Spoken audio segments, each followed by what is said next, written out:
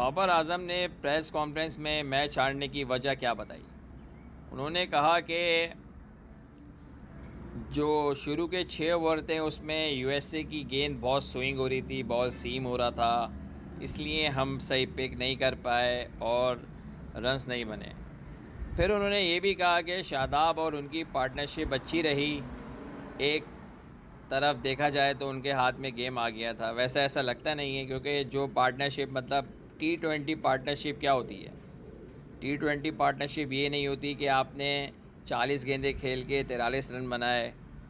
ये T20 partnership नहीं होती। ये अब तो वनडे में भी इसको पार्टनरशिप को सही नहीं समझा जाता। तो मेरे भाई, आप T20 क्रिकेट को T20 की तरह ही खेलें। 180 रन नहीं बनेंगे, 180 रन पे आप नहीं जीत सकते, 160 रन पे नहीं जीत सकते। अब जो क्रिकेट है बहुत फास्ट हो गया है और हर कोई ये कह रहा है कि पाकिस्तान मॉडर्न क्रिकेट की तरह नहीं खेल रहा, क्रिकेट वो ही पुराने 90s की तरह खेलता हुआ आ रहा है।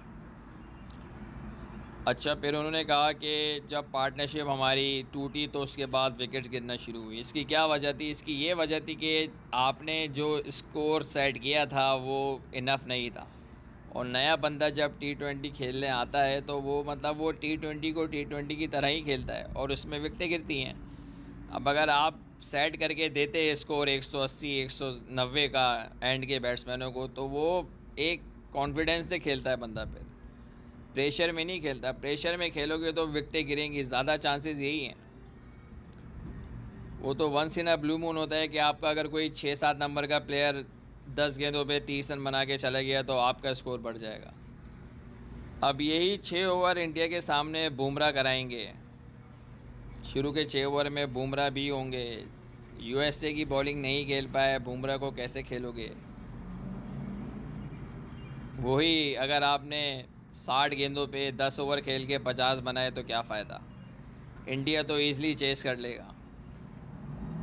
और अगर बात की जाए पाकिस्तान के चांसेस की, तो अगर इंडिया से हारा तो पाकिस्तान का सुपर 8 में जाना मुश्किल हो जाएगा।